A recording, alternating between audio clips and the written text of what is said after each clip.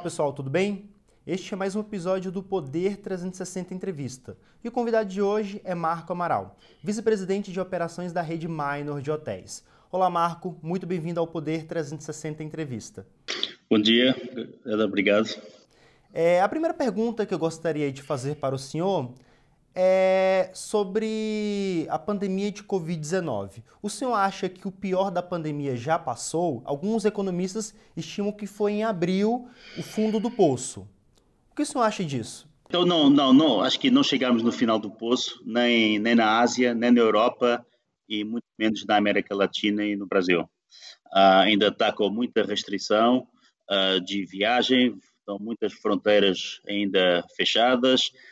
Estavam me perguntando se em Portugal já dava para captar o mercado brasileiro, se podíamos dar um apoio ao nosso time de vendas de São Paulo, mas o brasileiro não pode viajar para a maior parte dos países europeus. A Inglaterra obriga a quarentena se você for para a Inglaterra ou sair de Inglaterra.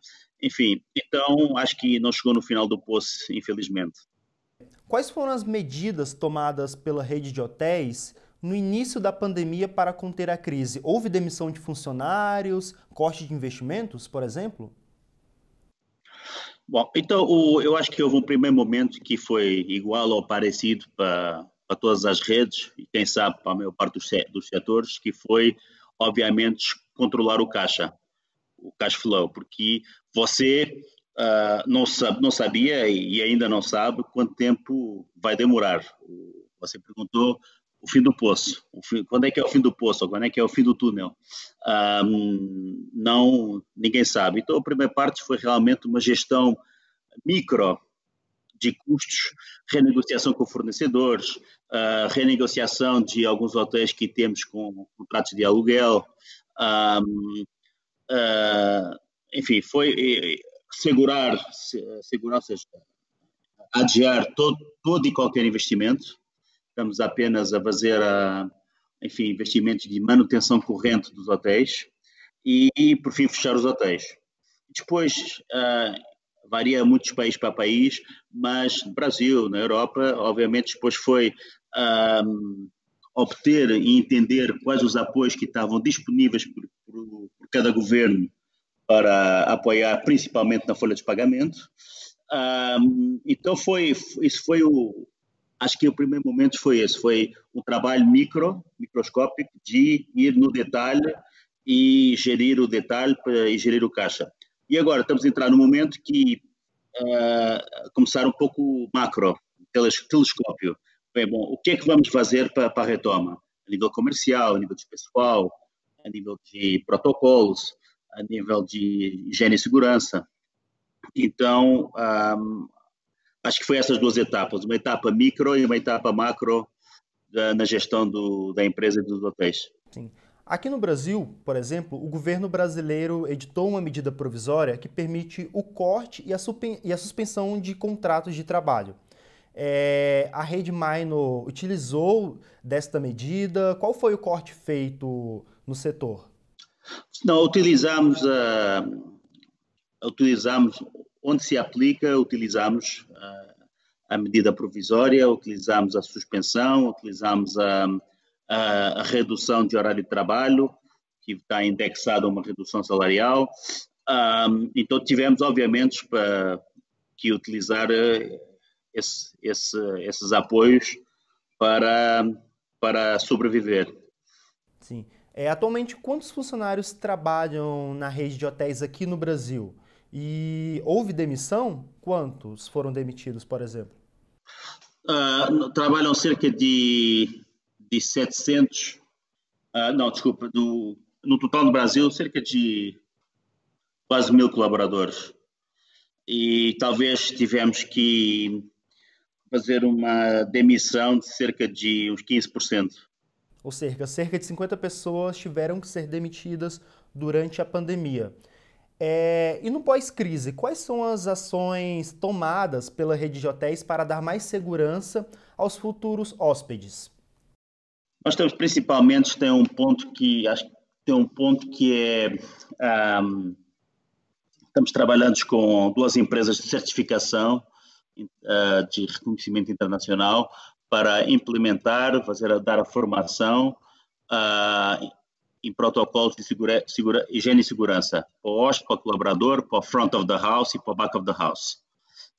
Então, esse é a principal medida que estamos implementando, é todos os protocolos. Agora, para ser muito direto, estamos a implementar e tem muitos protocolos, eu acho que na Europa, Brasil com certeza, que não estão bem definidos, tem protocolos que eu acho que no médio prazo não vai funcionar, vai ter que ser alterado. Então acho que estamos todos, ninguém tem solução para esta crise, a nível de económico, a nível de protocolo, a nível de comercial, ninguém tem a solução. Então acho que estamos todos navegando e tentando implementar o que faz sentido. Mas a prioridade no momento é protocolos rigorosos de higiene e segurança. Quais são os protocolos que o senhor acha que não vão fazer efeito ao longo do tempo? Por exemplo, aqui no Brasil, as medidas de isolamento social são impostas pelos estados. E há uma certa falta de coordenação. Alguns estados estão decretando quarentena, outros estão flexibilizando, e o número de infectados continua subindo em todo o país. Como o senhor avalia esse tipo de medida? Eu acho que neste momento temos que ser realmente, as medidas têm que ser rigorosas e acho que cada estado ou cada país, cada governo tentou enfim, implementar o que achava correto. E tem uns que se enganaram, outros que acertaram, mas eu acho que por agora eu não critico. Por agora eu não, acho que cada estado ou cada país está fazendo o melhor que pode. Eu acho que varia também muitos países para país. A economia do Brasil não é a mesma economia que na Suécia ou que no México. Então, as medidas têm que ser também tomadas em consideração a economia do país. Agora, eu acho que as medidas na Europa, que já está um pouco mais avançado, já está reabrindo, tem muitas medidas de momentos que não são sustentáveis no longo termo. Então, o restaurante só pode estar aberto até 10 da noite ou 11 da noite. Só pode ter 50% da sua capacidade. Então, você tem um restaurante de 50 mesas ou 100 mesas, 100 lugares, você só pode trabalhar com 50%, mas você eventualmente vai ter um aluguel desse espaço para 100%, não é? Você não paga 50% do aluguel. Então, não pode juntar mais que 6 pessoas, ou 10 pessoas, ou se for um evento, mais que 20 pessoas, enfim. É tudo uma série de restrições que no médio agora são necessárias, principalmente no Brasil, que a curva ainda está subindo, mas que na Europa, que já está reabrindo, eu pessoalmente acho que não é sustentável no médio prazo, você ter tanta restrição. Sim. Quais outras ações que a rede estuda para a reabertura no país? Eu também gostaria de saber se houve algum padrão de consumo dos hóspedes brasileiros. Por exemplo, eles estão se hospedando por menos tempo? Como estão sendo feitos os pedidos agora? Eu acho que a tendência que nós estamos vendo é que há uma procura maior por hotéis e pelo segmento de lazer. A estadia média, por enquanto, as reservas que temos é o normal. Por exemplo, na Praia do Forte é, em média, 5, 6 noites. Ou seja, isso não mudou, ninguém marcou 20 noites ou um mês inteiro. Continua sendo uma semana, 2 semanas.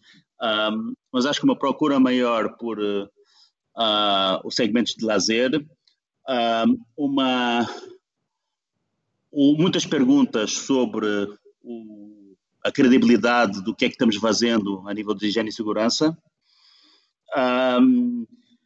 E mais, enfim, ainda por enquanto mais uma procura mais modesta de tudo que é grupo, corporativo, portanto, mais São Paulo ou Curitiba, onde temos também um hotel NH. Aqui no Brasil, devido à pandemia, o câmbio subiu bastante. Hoje o dólar está cotado acima de R$ 5,00 E o senhor acha que isso incentiva o turismo dentro do Brasil? Como o senhor avalia essa alta do dólar? E também quais são os impactos na rede? Pois, bom, infelizmente o dólar está nessa situação, mas a vantagem, a vantagem é que, obviamente, geralmente falando, tem sempre exceção, mas geralmente falando, o mercado brasileiro vai ficar no Brasil, porque entre a restrição das fronteiras, que tem bastante restrição ainda, entre o câmbio do dólar e os riscos adicionais de estar fazendo uma viagem longa, eu acho que, não sei, eu acho que eu decidiria ficar no Brasil. Nós estamos vendo também na Europa que o que está movendo o mercado, e eu acho que isso vai ser uma tendência que vai também acontecer no Brasil, é o mercado local. Então, espanhol em Espanha, francês na França, brasileiro no Brasil. Porque, de momento, e depois tem o câmbio, como você falou. O câmbio está um absurdo, então acho que se você tem uma conta em euro, então não compensa, fica extremamente caro, um valor demasiado elevado, você ir para a Eurozone ou um país com dólar. Assim. Então as pessoas vão estar viajando menos para fora. Quais são as estimativas para os próximos meses de arrecadação ou de ocupações dos hotéis? O senhor tem algum número que o senhor poderia adiantar para a gente? Quais são as estimativas? Olha, a estimativa é o seguinte: nós para hotéis de cidade estamos pensando em reabrir em agosto e estamos reabrindo com ocupação modestas, ocupação de 15% e 20%. Bom, mas tem momentos que tem que reabrir, tem que recomeçar. Você abre para perder, mas tem que reabrir. Nós acreditamos que o que é hotel corporativo, hotel de cidade, São Paulo, Curitiba, no nosso caso, ou outras cidades, vão ter uma demanda mais last minute. Você não vai reservar um mês em avanço, vai reservar uma semana, um dia, 2 dias antes. Então esperemos que temos o que nós chamamos de pick-up, um pick-up em cima da hora do mercado corporativo. Mas vamos para jogo com ocupação baixa. No segmento de lazer, eu acho que poderemos reabrir com uma ocupação melhor. E estamos prevendo cerca de 40% e já temos com bastantes pedidos para Réveillon na Bahia. Assim, então, essa ocupação o senhor já está se referindo para o mês de agosto, quando algumas medidas já devem estar mais flexibilizadas no Brasil. O senhor comentou que a rede de hotéis aqui no Brasil tem cerca de 1.000 funcionários. Quais são os hotéis que estão fechados hoje e quantos tem ao todo no Brasil? Não, de momento temos três hotéis funcionando, 3 hotéis no Brasil, 2 com a marca Tivoli e 1 com a marca NH. Os 3 estão fechados e estamos pensando reabrir entre agosto e setembro. A conta é simples, enfim. Eu penso que qualquer hoteleiro fez uma conta que sai mais barato ficar fechado ou abrir. Bom, e até agora saía mais barato ficar fechado do que abrir. E estamos trabalhando, monitorando dia por dia, semana por semana, mas eu espero que entre agosto e setembro já se possa abrir. E estamos também, enfim, em relação a uma pergunta anterior que você fez, eu acho que todos, enfim, temos que ser extremamente honestos uns com os outros, ninguém tem a solução. Então, o que estamos fazendo também para as reservas, para o mercado brasileiro, bom, internacional, mas é uma política muito flexível, muito transparente, muito simples, de reserva, cancelamento, reembolso, tudo isso. Para você não ficar preocupado de reservar e depois não vai ter reembolso, e depois se cancelarem, se a pandemia continuar, se tiver uma segunda vaga, enfim, para você ficar tranquilo que podes reservar, mas com uma política de cancelamento, reembolso bem simples e porque nós entendemos a situação dos hóspedes e os hóspedes entendem que nós também temos que ir fazer negócio, mas temos que ser realmente colaborar uns com os outros.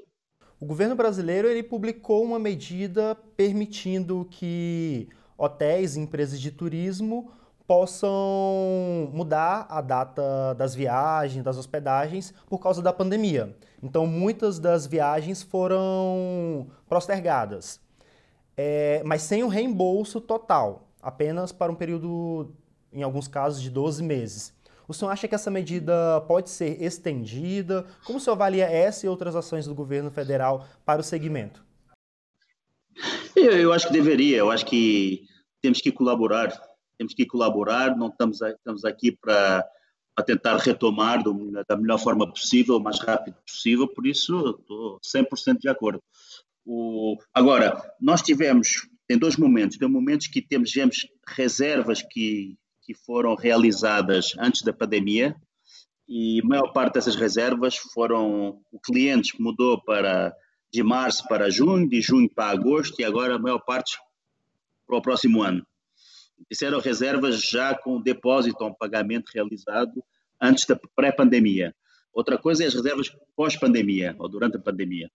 E essas novas reservas que eu acho que temos que ser todos bem flexíveis nos termos e condições da reserva. Muitas pessoas acabaram adiando as suas hospedagens para o próximo ano, já que em 2020 ainda não há estimativa de uma vacina em larga escala para a população. O senhor acha que a maioria das viagens que seriam feitas nesse primeiro semestre vão ficar apenas para o ano de 2021? Quando que as atividades econômicas do setor hoteleiro vão voltar ao nível pré-crise? A nossa estimativa, geralmente falando, geralmente eu fui a nível geográfico, vai demorar possivelmente 2 anos. A nossa estimativa, eu acho que também de outras marcas e de outras redes hoteleiras, e possivelmente outros setores, é que você vai demorar cerca de 2 anos a retomar o nível de 2019. Ou seja, em 2022. 22.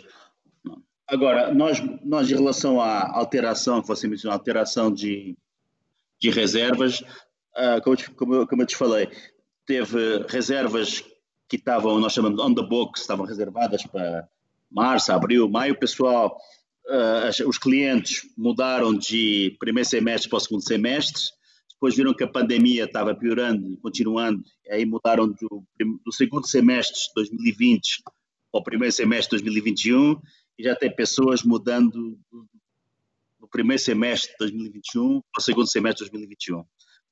Conferência, casamento, reunião de empresa, enfim, mais esse mercado tudo que é evento, incentivo ou evento social. Assim, entre os países que a rede atua, qual foi onde o senhor teve mais dificuldade? Mais dificuldade Mais dificuldade para a reabertura dos hotéis? Eu acho que, enfim, eu acho que os hotéis com maior dificuldade há vários níveis, nível operacional, nível comercial, são hotéis principalmente de acesso por avião, ou seja, alguma ilha, tipo, deixa eu ver, Maldivas. Então acho que o hotel nas Maldivas é um desafio maior de retomar a atividade que um hotel no São Paulo. Ou seja, por isso eu acho que hotéis... Pode continuar. Não, acho que sim, hotéis que não têm acesso por via terrestre. Assim, ou seja, então vai depender muito da retomada do setor aéreo para que o setor hoteleiro também ganhe impulsionamento no crescimento. Exato, isso também, porque tem isso é enfim, isso é o principal gargalo em geral, mas obviamente se está numa ilha, enfim, é mais difícil. Se está bom, no Brasil, por exemplo, também, por exemplo, Salvador fechou a pista para a reforma até setembro. Então não vai ter voo internacional chegando a Salvador até setembro. Então, um gargalo importante, além da crise do Covid, mais uma barreira que não está ajudando. Obviamente é um melhor momento, possivelmente um bom momento para fazer esse retrofit da pista, mas não deixa de ser um impedimento.